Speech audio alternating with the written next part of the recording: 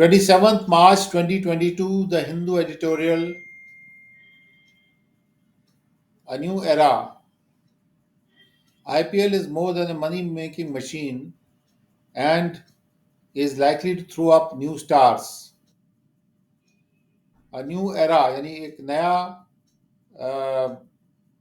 समय का पड़ाव या नया युग भी बोल सकते हैं। आईपीएल जो है एक मनी मेकिंग मशीन से ज़्यादा कुछ है, पैसा बनाने की मशीन से कुछ ज़्यादा है और नए स्टार्स को ये अभी उछाल के बाहर लाएगी। Nearly a decade and a half since its inception, the Indian Premier League has struck deep roots and acquired nimble feet. करीब करीब डेढ़ दशक के बाद जब से इसकी शुरुआत हुई थी, आईपीएल ने गहरे गहरी जड़ें बना ली हैं और इसके पैर अब चपलता प्राप्त कर लिए हैं। General elections in 2009, 14, and 19 and the pandemic lasting over 2 years have never stymied the league. सामान्य जो इलेक्शंस हुए थे 2009, 2014, 2019 में, उन्होंने भी इस लीग को रोका नहीं और जो पेंडेमिक हुआ था पिछले 2 साल से चल रहा था, उसने भी इस लीग के इस कोशिशों को बिल्कुल भी कम नहीं कर पाया। The irrespective of the external challenges, the tournament's organizers have always conducted the IPL. इसके बावजूद कि बाहरी कुछ भी चुनौतियां थी, टूर्नामेंट के जो ऑर्गेनाइजर थे, उनको आयोजित करने वाले लोग थे, उन्होंने हमेशा आईपीएल को कंडक्ट किया है। Even as India remains the base, at varying points South Africa and the European and the United Arab Emirates have chipped in as hosts. Bharat जबकि इसका बेस बना हुआ है, लेकिन अलग अलग पॉइंट्स पे साउथ अफ्रीका और यूएई ने भी अपना योगदान दिया है होस्ट के रूप में। Cut to the present, the 15th edition will commence at Mumbai's Wankhede Stadium on Saturday with defending champions Chennai Super Kings taking on last year's runner-up Kolkata Knight Riders. मौजूदा समय में आ जाते हैं। 15वां जो एडिशन है इसका, वो शुरू होगा, 15वां संस्करण इसका शुरू होगा मुंबई के वानखेड़े स्टेडियम में सैटरडे को, जिसमें कि जो डिफेंडिंग चैंपियन है चेन्नई सुपर किंग, वो पिछले साल के रनर अप को टेक ऑन करेंगे, यानी कि उनसे उनका मुकाबला होगा कोलकाता नाइट राइडर्स के साथ। And over 2 months, the IPL will monopolize prime time television while its caravan will shuttle between Mumbai and Pune due to COVID-19 bio-bubble protocols. और 2 महीने के दौरान आईपीएल प्राइम टाइम टेलीविजन को पूरा अपने कब्जे में कर लेगा, जबकि आईपीएल का जो कारवां है वो मुंबई और पुणे के बीच में आगे पीछे जाएगा, क्योंकि जो कोविड-19 के जो बायो बबल प्रोटोकॉल्स हैं, जो रूल्स एंड रेगुलेशंस हैं,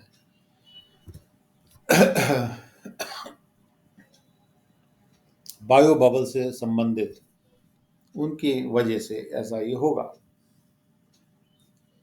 क्योंकि एक जगह पर ये प्रोग्राम करने से वहाँ पर फिर कोविड-19 के होने की ज़्यादा चांस हो जाता है, तो वेन्यू शिफ्ट कर देते हैं। Mumbai's Wankhede, Brabourne and D.Y. Patil stadiums and Pune's MCA Stadium will conduct the games, while the venue for the playoffs, including the final on May 29, will be announced later. Mumbai के Wankhede ब्रैबर्न stadium और D.Y.. Patil stadium और पुणे के MCA stadium इन games को conduct करेंगे, और जबकि इनका जो प्लेऑफ का जो वेन्यू होगा, यानी कि जो शुरू में जो खेल होते हैं, उसके बाद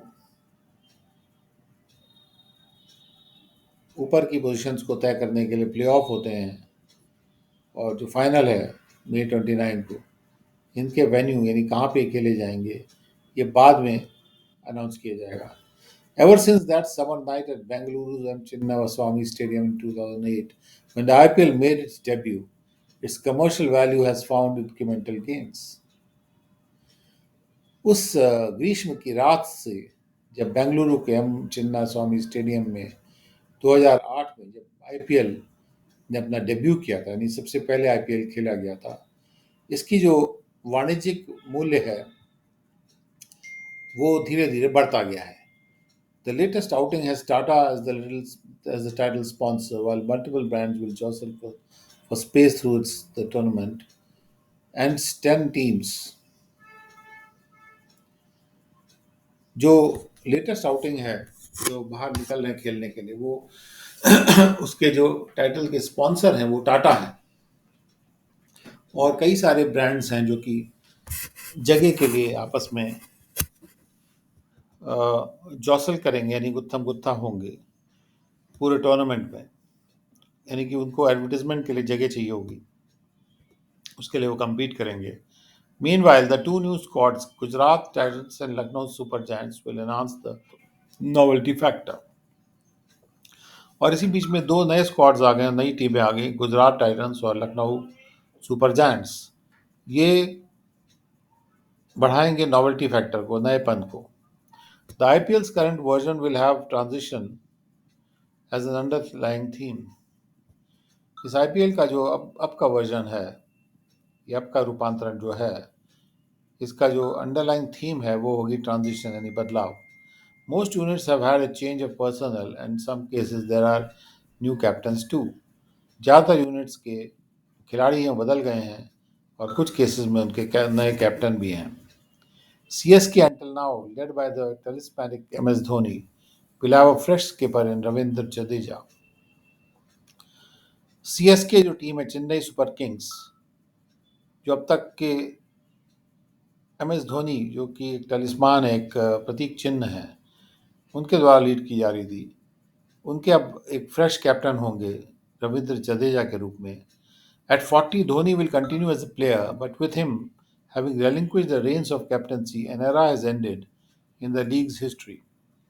40 साल की उम्र में धोनी एक प्लेयर के रूप में जारी रहेंगे, लेकिन उनके साथ जैसे उन्होंने कैप्टनसी की बागडोर को छोड़ दिया है, तो एक युग खत्म हो गया है कि लीग की हिस्ट्री में. Having led CSK to 4 titles, the legend from Ranchi remains the IPL's biggest player. Chennai super Kings को 4 टाइटल दिलाने के बाद, उसमें लीड करने के बाद, ये जो रांची से जो लेजेंड हैं, यानी ये बड़ी एक कथा रूप में बन गए हैं, ये लेजेंड बन गए हैं MS धोनी. ये आईपीएल के सबसे बड़े प्लेयर बने हुए हैं. While CSK will look at replicating its triumphs, Mumbai Indians, the most successful franchisee with 5 trophies, will hope to excel in its backyard. जबकि चेन्नई सुपर किंग ये कोशिश करेंगे कि वो अपनी जीत की खुशियों को रेप्लिकेट करें, यानी और बढ़ाएं, नंबर उनका बढ़ाएं, उन्हीं को रिपीट करें. मुंबई इंडियंस जो कि सबसे सफल फ्रेंचाइजी हैं, जिनके पास 5 ट्रॉफीज अभी तक उनको मिली हैं, वो ये आशा करेंगे कि वो अपने ही बैकयार्ड में, क्योंकि खेल भी वहीं मुंबई में हो रहा है, उनमें एक्सेल करें, यानी उत्कृष्टता पाएं. Led by Rohit Sharma, who is now India's all-formats skipper, the outfit has Kiran Pollard in its ranks, reflective of the championship's international flavor. Rohit Sharma के द्वारा मुंबई इंडियंस लीड की जा रही है. वो रोहित शर्मा जो कि अब हर फॉर्मेट के भारत के टीम के भी कैप्टन है, यानी भारत की वो टेस्ट टीम के भी कैप्टन है, वनडे के भी कैप्टन है, 2020 के भी भारत की टीम के वो स्किपर है, यानी कैप्टन है. तो मुंबई इंडियंस की जो आउटफिट है उसमें किरण पोलार्ड भी उसके रैंक्स में है, और ये बात इस बात को रिफ्लेक्ट करती है, दिखाती है, दर्शाती है कि ये चैंपियनशिप का अब जो फ्लेवर है वो अंतर्राष्ट्रीय हो गया है. However, the event isn't just about youngsters grabbing attention. लेकिन बहरहाल ये जो इवेंट है, ये केवल इस बारे में नहीं है कि यंग लोग अटेंशन प्राप्त कर लेते हैं. It is also about seniors reiterating their credentials. ये सीनियर्स के बारे में भी है, जो अपने खासियत को, अपने जो हासिल किए उन्होंने काबिलियत, उसको फिर से दोहराएंगे। Virat Kohli is now seeking a fresh wind as a major player. Virat Kohli भी एक फ्रेश हवा ढूंढ रहे हैं एक महज प्लेयर के रूप में। And this IPL will also help leading players such as Ken Williamson finese their craft ahead of the ICC T20 World Cup in Australia later this year. और ये आईपीएल जो लीडिंग प्लेयर्स हैं जैसे Kane Williamson, उनको भी help करेगा कि वो अपने अपने दक्षता को, अपने क्राफ्ट को और फाइन करें और अच्छा बनाएं। जबकि T20 का वर्ल्ड कप ऑस्ट्रेलिया में आईसीसी जो ऑर्गेनाइज कर रहा है, वो आ रहा है उसके पहले, जो बाद में आएगा इस साल में, उसके पहले अपने क्राफ्ट को और फाइन बनाएं, अपनी दक्षता को और बेहतर बनाएं। ये कोशिश केन विलियमसन की रहेगी। हार्टनिंग माइलस्टोन, खुश करने वाला मील का पत्थर। Beyond stopgap measures such as enabling rupee ruble trade, India must expedite FTAs. Stop gap measures वो होते हैं जो टेम्पररी मेजर्स लिए जाते हैं, उनके हमको पार जाना है। रूपी रूबल ट्रेड को एनेबल करने जैसे जो छोटे मोटे कुछ समय के जो टेम्पररी मेजर्स हैं, उनके पार जाना है। और भारत को एक कोशिश करना चाहिए, जरूरी है भारत के लिए, कि वो एफटीएस को एक्सपेडाइट करे, यानी उनको और जल्दी से आगे बढ़ाए। The center's announcement that India's merchandise exports have already surpassed the target set for this fiscal year, with overseas shipments crossing a record 400 billion mark by March 21, brings much needed cheer to an economy still struggling to recover from the bursting impact of the COVID-19 pandemic. केंद्र ने जो घोषणा की है कि भारत का जो merchandise export है, वो पहले ही जो टारगेट सेट की गई थी इस फिस्कल ईयर के लिए, उसको पार कर चुका है। जिसमें कि जो भारत से बाहर जो शिपमेंट जा रहा है, वो 400 बिलियन डॉलर के मार्क को क्रॉस कर चुका है मार्च 21 तक। ये बहुत ज़रूरी जो खुशी थी, उसको लेके आ रहा है एक ऐसी इकोनॉमी में जो अभी भी संघर्ष कर रही है वापस आने के लिए, अपने जो चोट का जो इम्पैक्ट था उसके ऊपर, कोविड-19 की महामारी का, उससे। The export rebound, coming on the back of last fiscal's pandemic-induced slump in global demand, is particularly heartening as the key value-added sectors of engineering goods and apparel and garments have done well this year. जो export में rebound आया है, वापसी आई है, जो कि पिछले fiscal year के पैंडेमिक के द्वारा प्रेरित, महामारी के द्वारा प्रेरित जो गिरावट आ गई थी ग्लोबल डिमांड में, उसके बाद आई है, वो खास तौर पे खुशी देने वाली है। क्योंकि जो मुख्य वैल्यू एडिड सेक्टर्स हैं इंजीनियरिंग गुड्स के और अपैरल के और गारमेंट्स के एक्सपोर्ट के लिहाज से, उन्होंने इस साल बहुत अच्छा किया है। Engineering goods in particular have registered almost 50% year-on-year growth, while ready-made garments logged a more than 30% increase. In the April to February period, as per provisional data from the Commerce Ministry, engineering goods खास तौर पे उन्होंने 50% year on year growth को register किया है, जबकि readymade garments ने 30% बढ़त लॉक की है, यानी वो मार्क स्थापित किया है। In the April February period, अप्रैल से फरवरी के पीरियड के दौरान ऐसा हुआ है, जो कि प्रोविजनल डेटा जो आ रहा है कॉमर्स मिनिस्ट्री से, उससे हमें पता चल रहा है। However, in terms of the sheer scale of increase, petroleum products were the standout performer as the global surge in oil prices lifted the dollar value of overseas shipments of goods produced at India's refineries by 150% over the first 11 months of the fiscal. लेकिन बहरहाल, अगर हम केवल increase का scale ही देख लें, तो petroleum products एक स्टैंड आउट परफॉर्मर रहे हैं।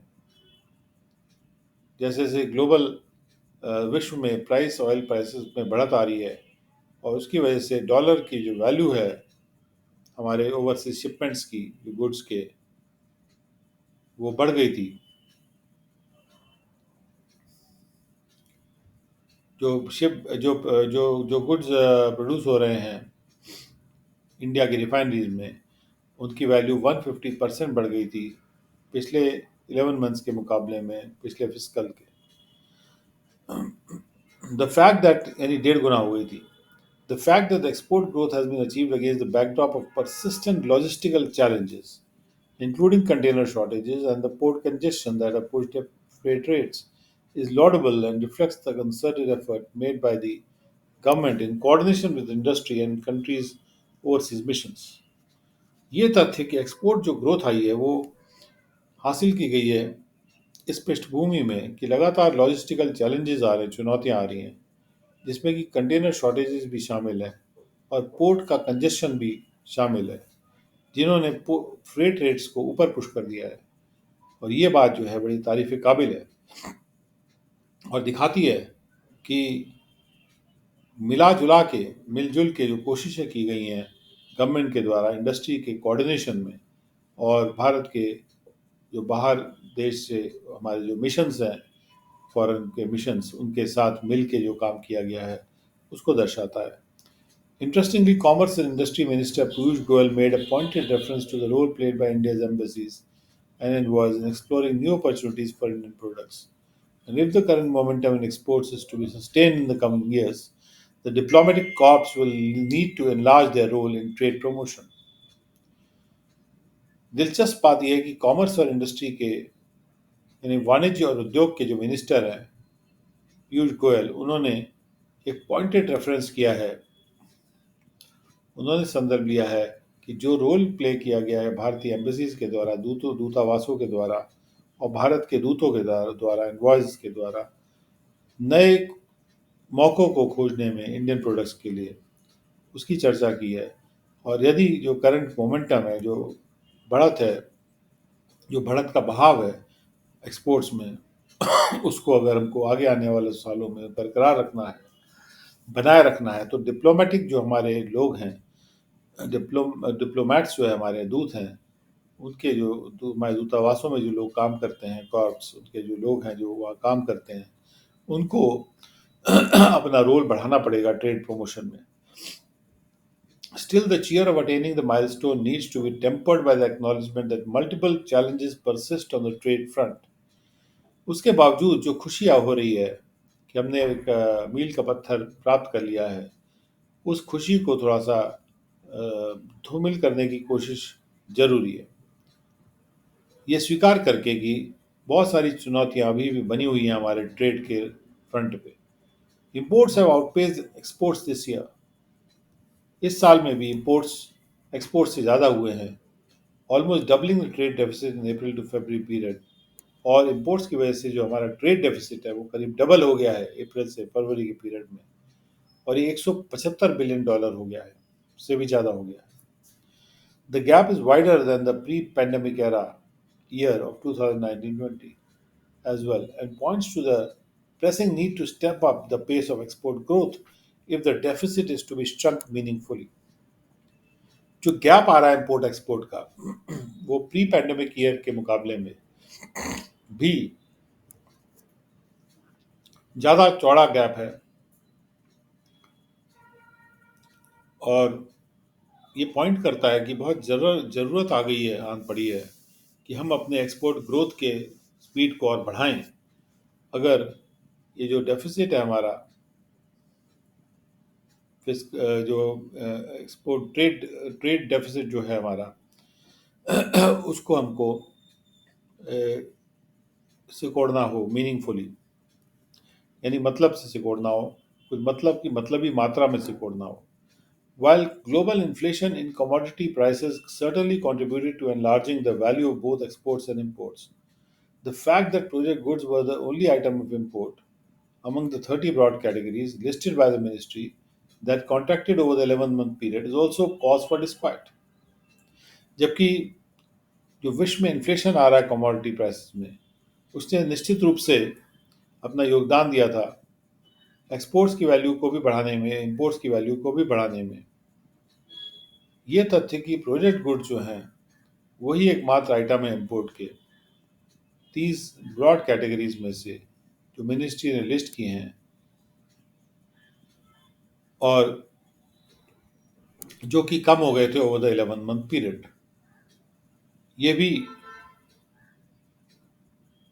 यानी 11 मंथ पीरियड में ये जो प्रोजेक्ट गुड्स के इंपोर्ट है वो कम हो गया था 11 मंथ पीरियड में, और यही एक डिस्क्वाइट का कॉज है, यानी कि एक चिंता का विषय है।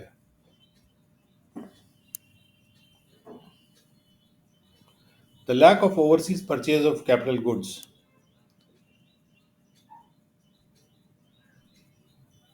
कैपिटल गुड्स का जो परचेज है बाहर से, बाहर के देशों से, उसकी कम, उसमें जो कमी आ रही है नए प्रोजेक्ट्स के लिए, ये क्लियर इंडिकेटर है, is a clear indicator that private Indian business are still wary of making fresh investments.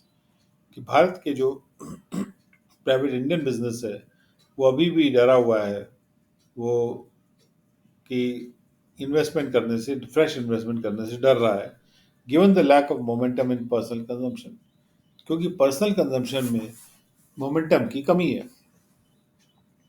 With the war in Ukraine and sanctions on Russia now posing fresh problems for exporters seeking to ship goods to not only these countries but other markets in Europe as well, policymakers must go beyond stopgap measures such as enabling rupee ruble trade and expediting ongoing negotiations on the raft of free trade agreements so as to at least help lower some of the tariff walls. अब जैसे Ukraine में जो war हो रही है और जो sanctions जो रशिया पे लगा दिए गए हैं वो फ्रेश प्रॉब्लम सामने रख रहे हैं एक्सपोर्टर्स के लिए, जो ये कोशिश कर रहे थे कि अपने गुड्स को ना केवल इन देशों में शिप करें बल्कि दूसरे मार्केट्स में भी भेजें, यूरोप वगैरह में। जो नीति बनाने वाले लोग हैं उनको टेम्पररी मेजर्स के बियॉन्ड जाना चाहिए, जैसे कि रुपी रूबल ट्रेड को एनेबल करना, या जो चल रहे नेगोशिएशंस उनको एक्सपेडाइट करना। इस इन ये जो स्टॉप गैप मेजर्स हैं, जो अभी टेम्पररी मेजर्स हैं, इनके पार जाके जो हमारे पास फ्री ट्रेड एग्रीमेंट्स का राफ्ट है, यानी जो फ्री ट्रेड एग्रीमेंट्स का जो ग्रुप है हमारे पास, उसको हम उसमें नेगोशिएशंस करें, जिससे कि जो टैरिफ वॉल्स हैं वो लोअर करने में हमको मदद मिल सके। कि हमारे फ्री ट्रेड एग्रीमेंट रहेंगे तो हमारे हमारे जो एक्सपोर्टर्स हैं उनको फ़ायदा होगा, और वो उनके सामने सामने ऊंची ऊंची जो ड्यूटी की वॉल्स हैं, इंपोर्ट ड्यूटी की वॉल्स, जो टैरिफ वॉल्स हैं, वो उनको रोकेंगी नहीं। तो ये कोशिश भारत की होनी चाहिए।